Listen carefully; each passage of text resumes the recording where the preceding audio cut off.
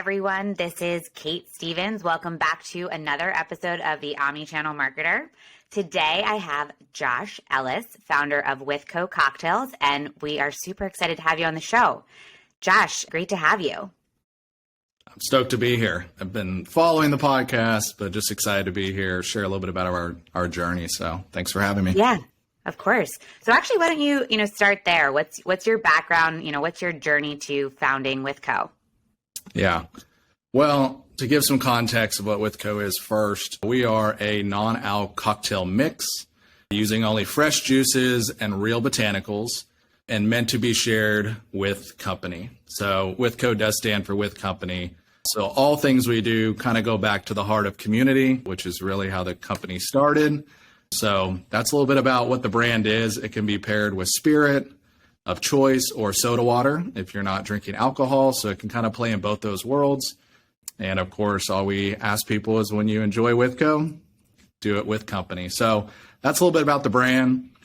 A little bit of my backstory. Grew up in Nashville, Tennessee, born and raised, and in the entrepreneur family. So my dad was an entrepreneur. I kind of grew up, didn't really fit in the typical mold of the education system. And at that time, I thought I was a bad student, but really what it just wasn't my learning style to sit in a row and short-term cram information. I was on the car lot, and that's what my dad owned, were car businesses. And so about 15 or 16 years old on salary, just learning the car business. That was kind of my school of education. So started there, realized very quick that I did not want to go the school route, and started planning to take over the car business. A flood came through Nashville. That was like a Mother Nature disaster, took out our car lots, and we ended up losing that business. So at a young age, I kind of saw the rise and the fall of, super success to bankruptcy in a very quick time frame, which I think is, part of probably why I'm wired for entrepreneurship, because I've seen both sides. A roller coaster. Yeah. So at 18, I'm like, well, what in the heck do I do now? Hopped into insurance because I'm like, you know what? Let me go over here and just learn how to continue to make money doing something, right? And I was the first uneducated, youngest person at Liberty Mutual at the time. Did that for a few years and started realizing how wild real estate was in Nashville. So I jumped into real estate right during the boom of Nashville and rode that wave for many years. Had a hell of a lot of fun, made some money, bought some rental property, but slowly started feeling what I call like a stirring in my spirit, something that was telling me there's more, you're getting comfortable. There's a banner above my desk that says, comfort is a slow death. And I started feeling that it just wasn't pushing me to a level of discomfort that I had to continue to recreate and chisel away at myself to become something different than I was. And I was like, you know what, I'm going to leave real estate and go do something else. And at that time, a buddy and I had started WithCo as like a side hobby, and we're selling out of the trunk of the car with a square reader while I was selling real estate and he was in the restaurant space. And so for about 3 years, this was just a, $50,000, $75,000 a year thing we did on the side for fun. And the end of 19, I was like, you know what? I think I'm going to do the craziest thing I've ever done. And I sold a piece of rental property and put that money in a bank account and said, I'm going to live off this over the next 6 months and go all in. And at the end of 6 months, I'll either know this cocktail company is going to be something, or I'll know that I gave it my best shot and I should probably put it to rest. So at the end of 19, I did three things. I sold a piece of real estate and put that money aside and said, this is all in. And I quit real estate. And actually 2019 was my biggest year. And I was actually building a real estate company. So I quit that. And then I went home and asked my wife if she was on board. And she said, everything that you've done up to this point has worked. And I don't see why this would be any different. So 2019, jumped out of the nest and figured out how to grow my wings on the way down. And it was one of the greatest decisions I ever made. But I always love to tell that story because I feel like there's so many people out there that have this thing, this idea, something is stirring, something's tapping them on the shoulder. They have something that makes their heart beat. It excites them. And then they allow fear or maybe the lack of confidence or maybe an authoritative figure in their life told them at a young age that you're just not going to be able to do that, or you can't quit your salary to go do that. So I always like to encourage people. It doesn't mean you need to go quit your job tomorrow, but it does mean that if someone like me can, risk it all and figure out a way, then anybody can. And I'm always an advocate. I think it's one of the greatest gifts people can give themselves is the gift of entrepreneurship and growing and building a business. So that's a little bit of the backstory. And obviously it's been a fun, crazy journey since then, but that's a little bit about me, who I am, and how I got to running a beverage company with zero experience in the hospitality space, bar space, product space, or anything, which makes the whole story that much more crazy. So I love that. And I can really relate with kind of that stirring feeling that you're, explaining, and we'll say having, been on the other side now as an entrepreneur, it is, the most gratifying experience of my life every single day. I can't believe that this is my job. So completely agree with you. Talk about the state of the business of WithCo now. Where are you guys? What does the business look like? I think to really make where it's at exciting, I think I'm going to give just a really quick snapshot because I just told this story of going full time at the end of 19, going into 2020, which, as we all know, what a year to risk it all, right? We, at this point, like many people, had no idea what was coming. So 2020 was kind of a year where, I was traded in my car and got a box van, put a pallet of product in the back, and went from being a full-time real estate investor to driving a box van with product going, am I insane for doing this? But I knew I needed to trade cash for cases. And that was it. So I got in the car, I went door to door to every liquor store I can and just started selling the product out of the back. And it was a struggle for the first 3 or 4 months. And then the pandemic came out of nowhere and we started running our first advertising online. So in 3.5 years, we had never spent $1 on any type of digital marketing. And, in some ways, as difficult as the pandemic was, it was a gift in many ways for our business because we had a product that I think when everybody got told and that they had to stay home, instead of spending money going out and on luxuries, they started spending them on how do I make home better? And they were willing to put that money toward more premium items or like, oh, I got to buy this thing. I bet everyone listening bought something going, well, I'm at home. I kind of deserve this, right? And a lot of people, as we know, the spirits and alcohol space grew more than it ever has in such a short amount of time. And we were able to kind of ride that wave as if you're going to enjoy your tequila at home, might as well be with a fresh ingredient margarita. And so, we doubled down. And that year, every year prior, we had never really broke the 100K mark when it was kind of the side hustle, if you will. And then in about 8 months, we really scaled up over $1 million, and everything that could go wrong did go wrong. Every one of my friends that was losing their job, I said, can you be here tomorrow? I need warehouse help.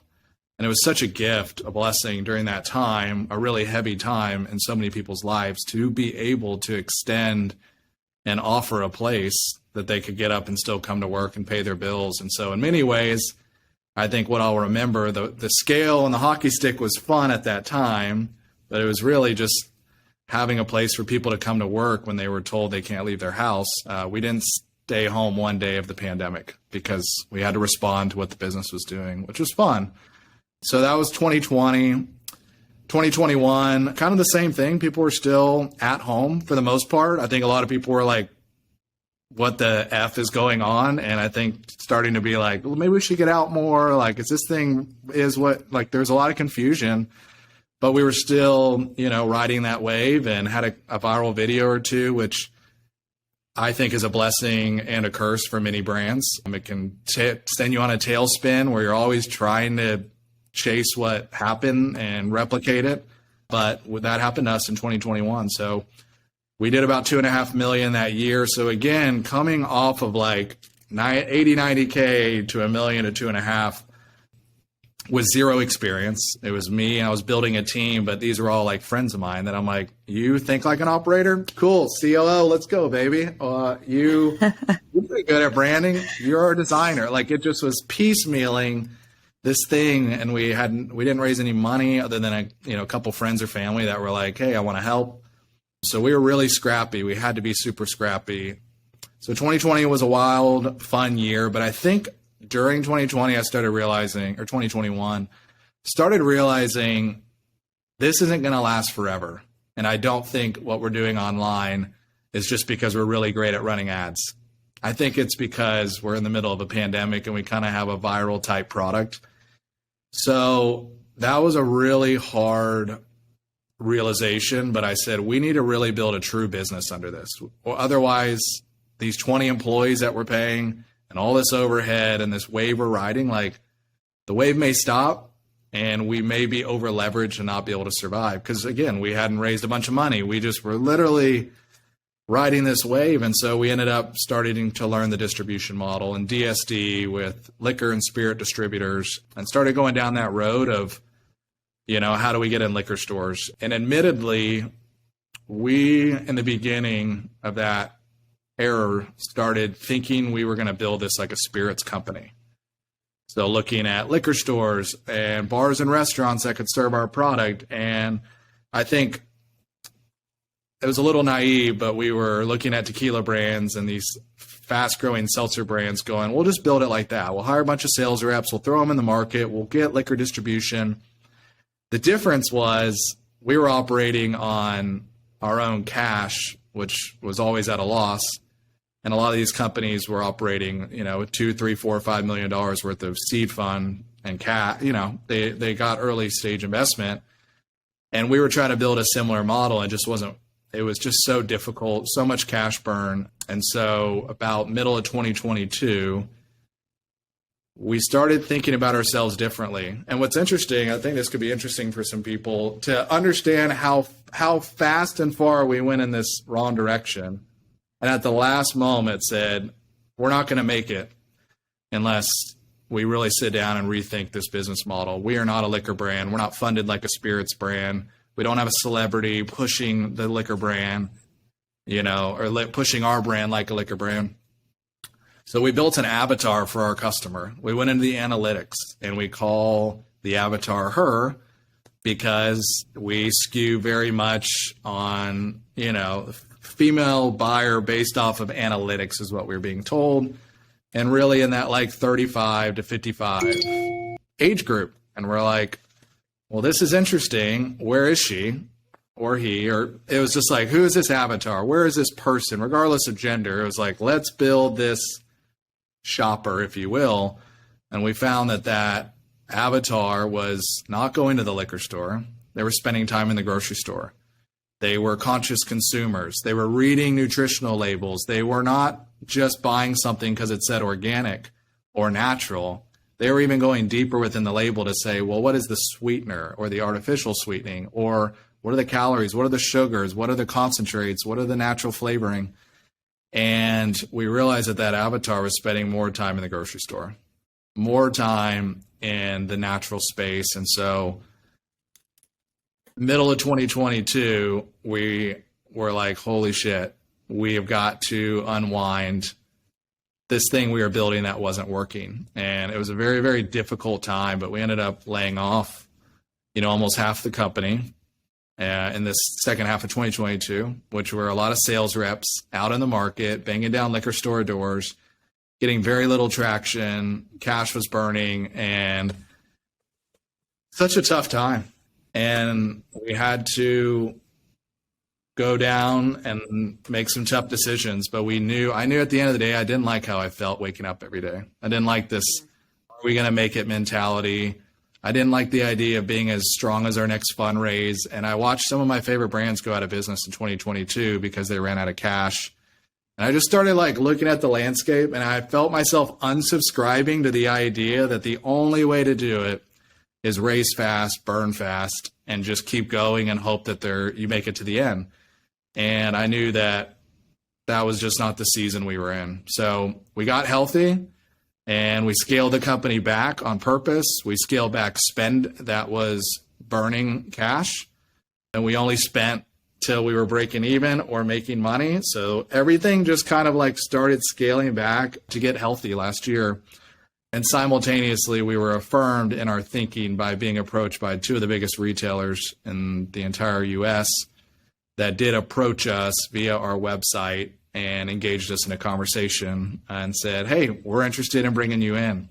So it was kind of just this amazing timing of getting the company healthy and thinking about being more of a CPG, a consumer packaged good brand, than a spirits brand. And we had to bet the farm. We literally had to say, we're going against the model we were building, and we believe it's going to be the best thing we ever did, but there's no in between and there's no going back. And so, you know, we went from massive cash burn to profitability in January of this year. And we got really lean, and we went from like 15 people on payroll to like the core 6 that were really moving the needle. And I think it's super important. I bet there's a lot of people that are going to listen to this who may be feeling some of the feelings that I talked about of just like, are we going to make it? Is cash going to run out? Like, is this the only way to get there? Do we need all these employees? Do we need, like, we had to go, what's a luxury and what's a necessity? And there's not a bone in the body of an entrepreneur that believes. It's almost like we had to do the opposite of what we thought was normal. Like, wait, what if we scale back revenue to get healthy? Well, that feels like the last thing a business does. But what if it comes at the cost of staying in business? What if it comes at the cost of continuing to build this legacy brand and having an impact on our employees and my wife and myself and everyone involved? Like, so end of 2022, we really on purpose probably shorted our revenue about $700,000. That probably would have come with a lot of cash burn and ultimately probably put us in a position that would have been hard to recover from. So we ended up scaling back and really landing right around that $2 million mark. And we felt so good. What I realized is it wasn't, when I woke up the day after making a bunch of hard decisions, it was like this weight was released. And instead of anxiety and fear, all of a sudden I started feeling joy, and I started being really excited for us and proud of us for making those tough decisions. And I think it's super important for people to understand there's seasons to burn, there's seasons to be lean, there's seasons to raise, and there's seasons just to steward the company in a healthy way. And this is just that season for us. So I know it sounds really heavy, but I think it's very like, it's real. And I don't think a lot of people talk about how heavy it really is. And I'm an advocate for that. Like, I want to share everything behind the brand so people feel less lonely in their journey of being an entrepreneur. No, I appreciate you sharing that, Josh. I mean, it is very heavy to lay off any member of the team. And it's, you know, it's also not an easy decision to make that type of pivot. You're not doing the company any favors by keeping people on that don't make sense for the future of the company anymore. But like, it doesn't take the human element away of like it being really difficult to make those decisions, to communicate that news to your team. So completely understand that. And thank you for, being so vulnerable and sharing that. Sure. I think the last thing I'll say on that, and therapy has helped. I'm in weekly therapy. And I think one thing that I was working on in myself is codependency and caretaking. And I realized that for so long, I was trying to caretake some staff that I think I should have let go sooner, but I wanted to take people from good to great. And I could see so many things for them and thought I needed to be the person to take them there. So the company was actually suffering financially and from revenue and just the expense of having a lot of people.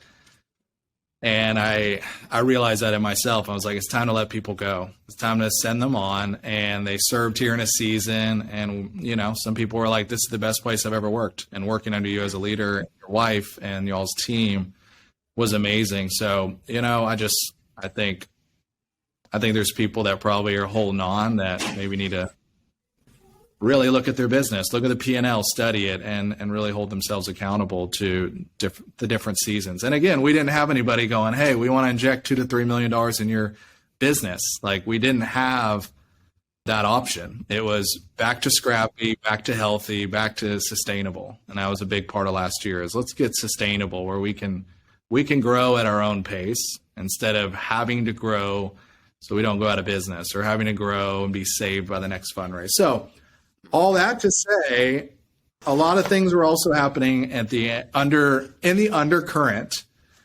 A few things happened last year. Do you want me to kind of start hopping into like where's 2023? What happened? Where are we going? What's exciting? So last year there's two parts of our business. We have hospitality and retail. The hospitality, our product is actually born in a bar in Nashville.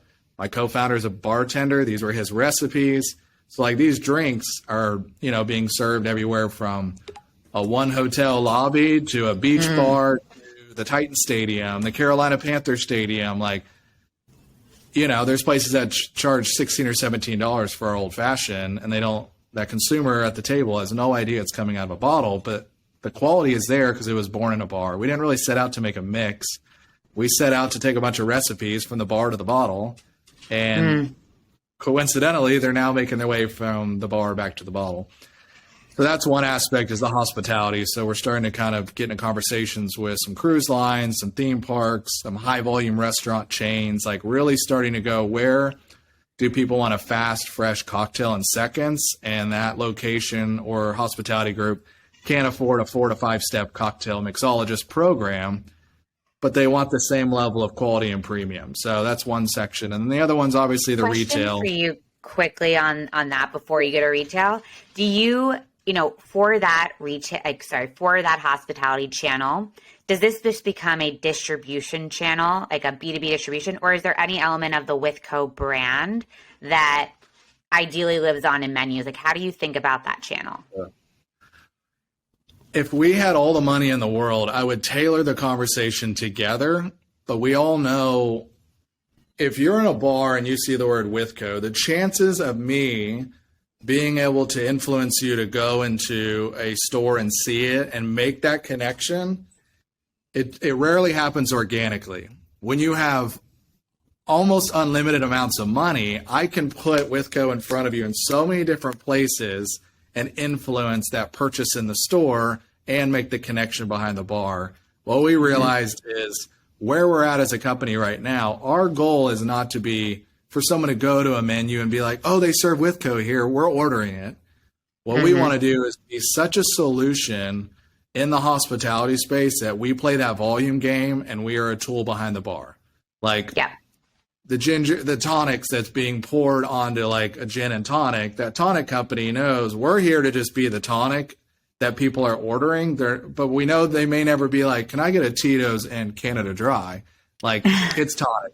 And I think that's something that we're realizing is, we want people to walk up in a stadium, at a football game or at a concert, and know that if they order a margarita, it's not going to be made out of a plastic bottle of lime green mix that looks like Coca-Cola.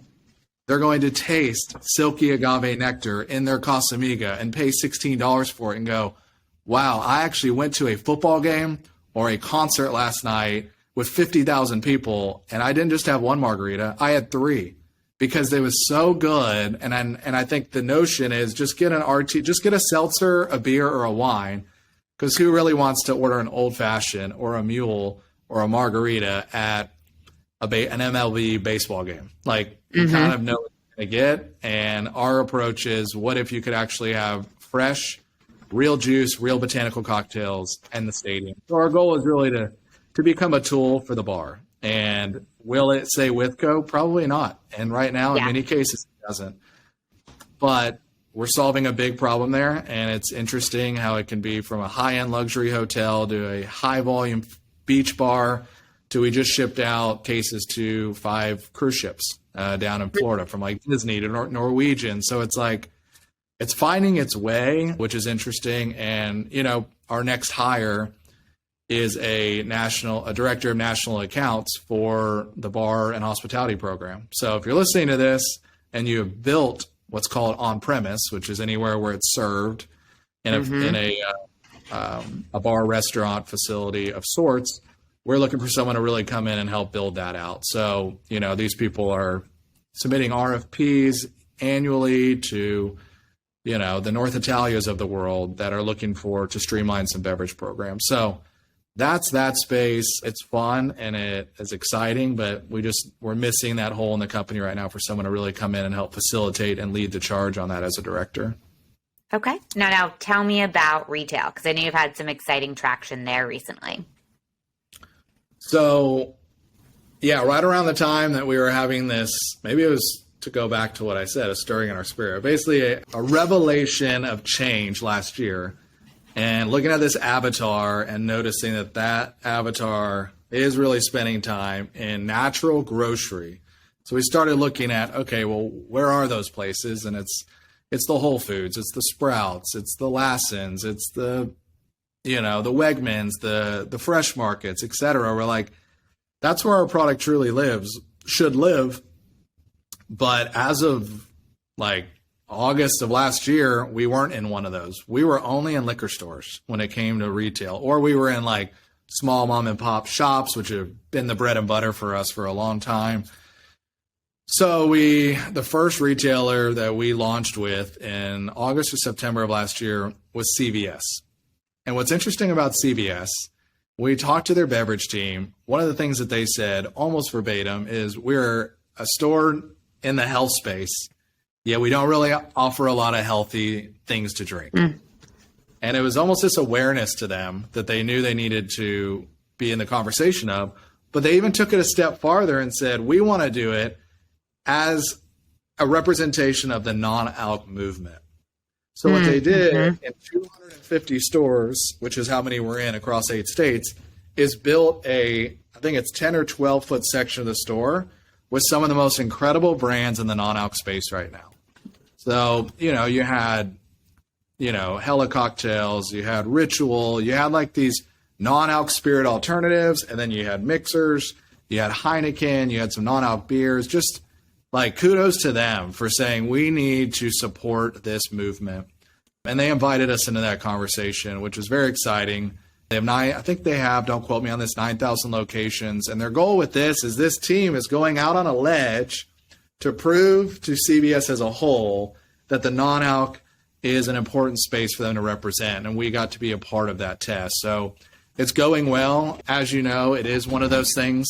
It was exciting that they invited us into that conversation. It was also cool to see a brand with 9,000 locations wanting to start introducing this. And it was neat. I was really excited because at first I'm like, CVS, is that where this shopper is? But then when I found out that it was to really join the movement of non-alc, which, I haven't had any liquor in like 5 months as an experiment. So now everything, it's like I see the whole non-alc conversation everywhere. And I'm like, yes, I want to be in that with them, especially because it's unexpected that CVS would do something like that. And so we were like, let's do it. So we launched with them in 8 states. And if you go to our website, withcococktails.com, you can actually go to our map of where to find us. And we do have the CVS accounts listed on there. Obviously, the goal is to learn retail with them, learn how to get pulled through, learn how to drive that customer and consumer awareness, and then learn how to grow with them as they start to onboard more of their accounts. So it really can be a long-term relationship that leads to a large amount of stores, and we're just grateful to be in that program with them. Simultaneously, we were approached by one of our favorite dream retailers, which is Target, and very exciting. Of course, you get that email, and you're kind of like, okay, whatever. This must be like some form of like company spam. And I'm like, Target, they launched their own cocktail mixers last year. Why would they want us? I don't understand. Even though I'm like, but they don't have anything that's just fresh juice and real botanicals. Like, I'm like, we still are so different than everything out there, but let's venture, optimistically cautious. So we went on that journey, and it was about 9 months of working with them to figure out this program of bringing WithCo into Target.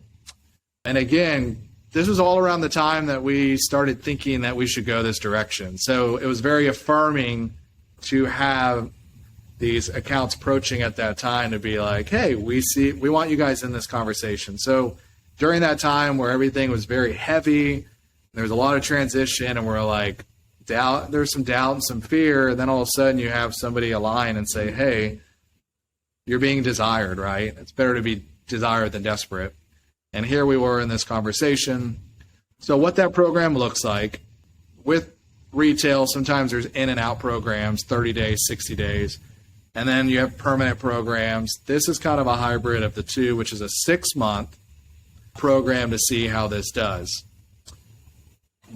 If anybody's aware of our packaging, or after this you go and look at it, it is very premium. It's these beautiful white glass, high end. We also have large bottles, but the ones that we're doing with them, it just screams premium and luxe. It is probably the most expensive mix on the market, and we take pride in that because it's worth every dollar, and every sip is what you would expect for something of its price.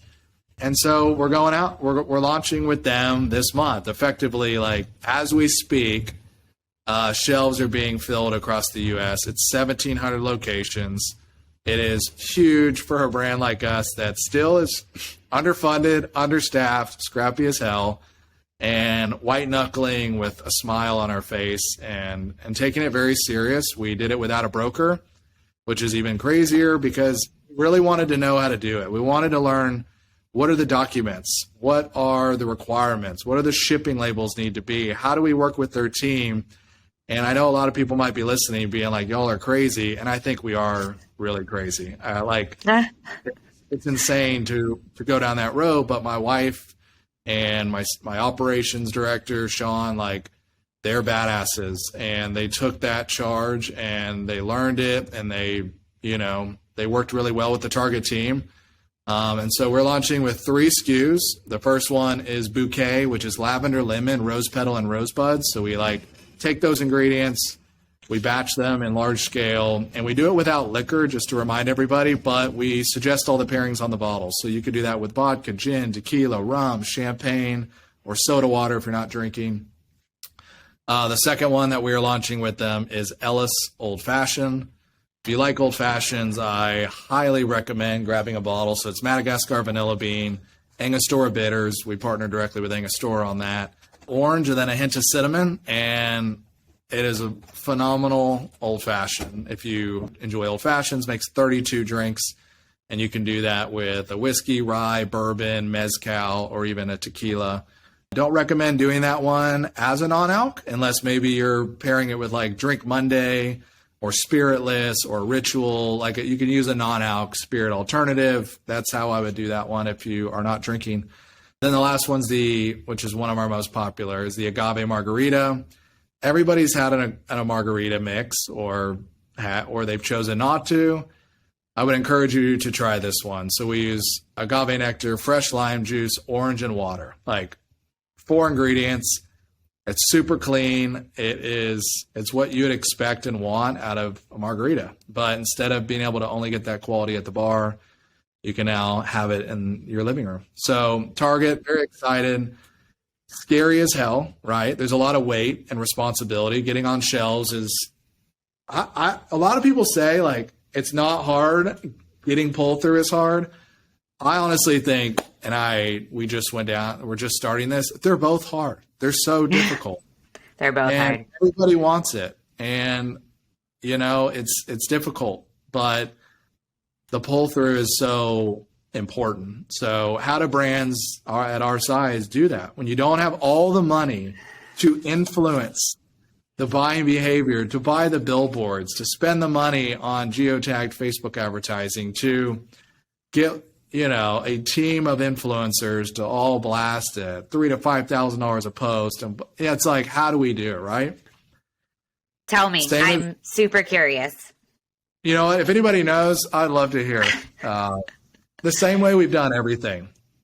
WithCo. Everything goes back to community. Like, we're about drinking with community, and we're also about building with community.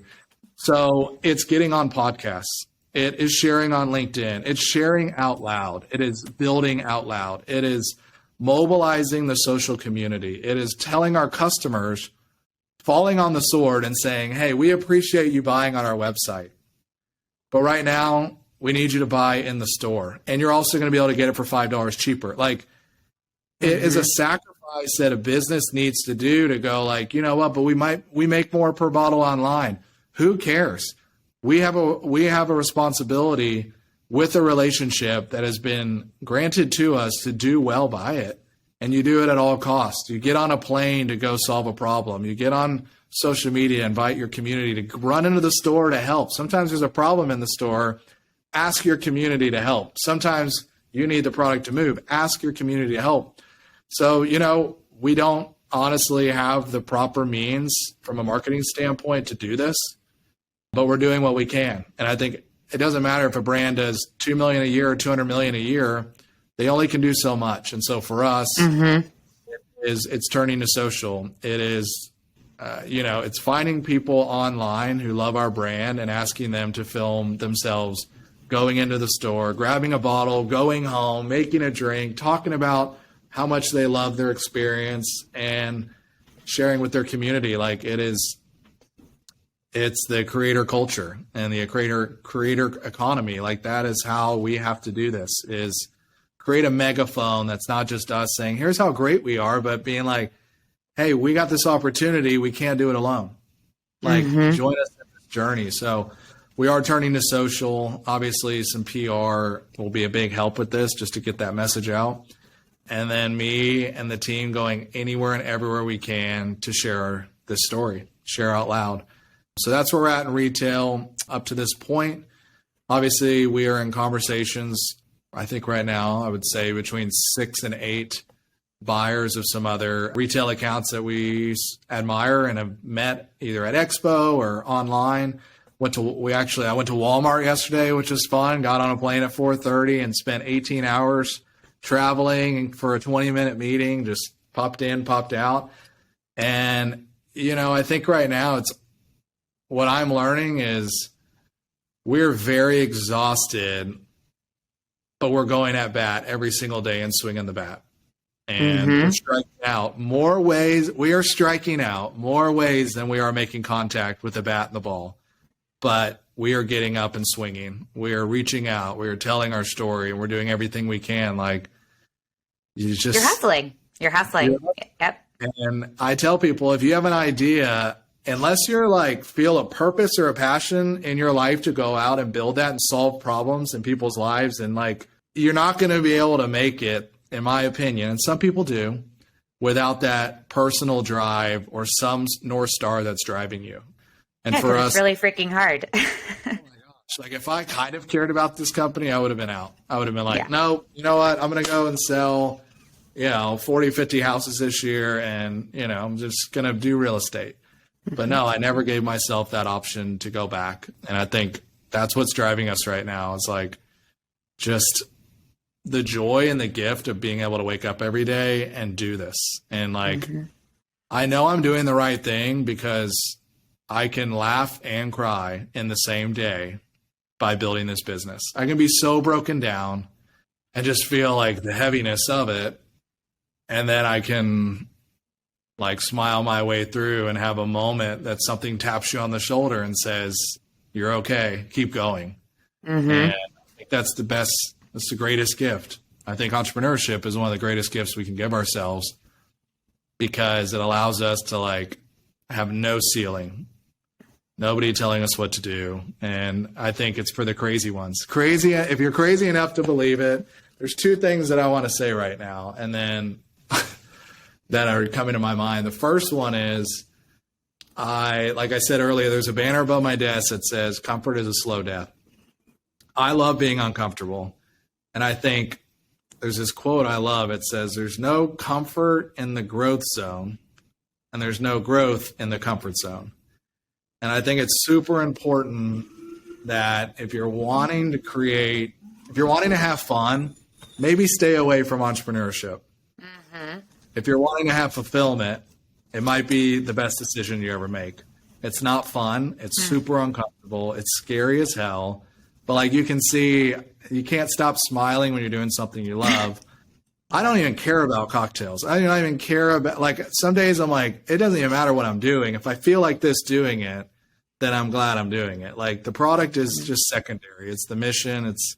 It's with company. So that's the first thing is like, I love staying uncomfortable. The moment I get comfortable, I'm like, I got to go and pull the rug out under me and I'll become somebody better and we'll become a better company if we just keep pushing these limits, staying uncomfortable.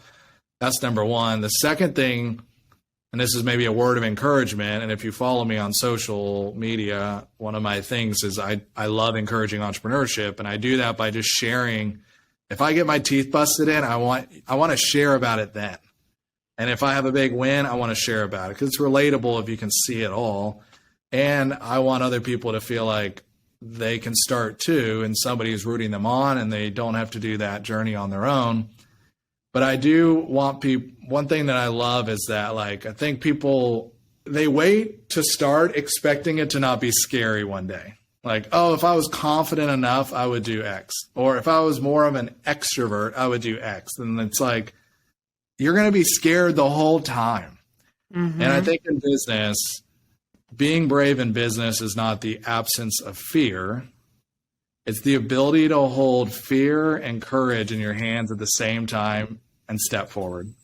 Mm-hmm. And I will always be an advocate for people doing something that they love, something that makes their heart beat or makes their heart break. Like if something breaks your heart, you can go make a change for it. And people will follow that and support it. And if it makes your heart beat, then it gives you energy, and that's what you need. So like find something that makes your heart break or heartbeat and get up and live for it and know that you're never not going to be scared. And that's all part of it. I think that's why we all do it together and why it's good to find your community and LinkedIn, social, TikTok, whatever it is.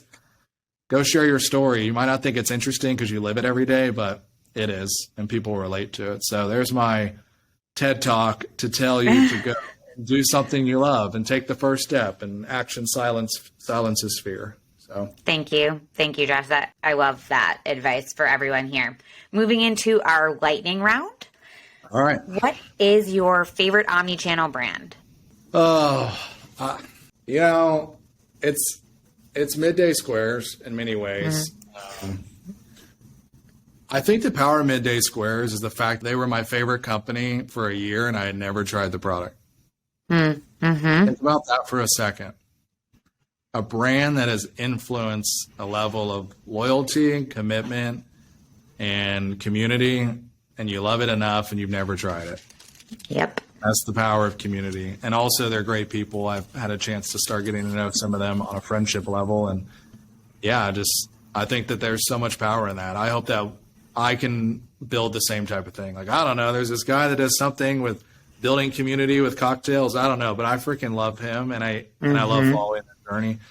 So that would probably be one. There's a ton of brands, obviously. We were both at Expo, and the list of people that I'm inspired by and rooting for right now is huge. But for a lightning round, that's what came to mind first.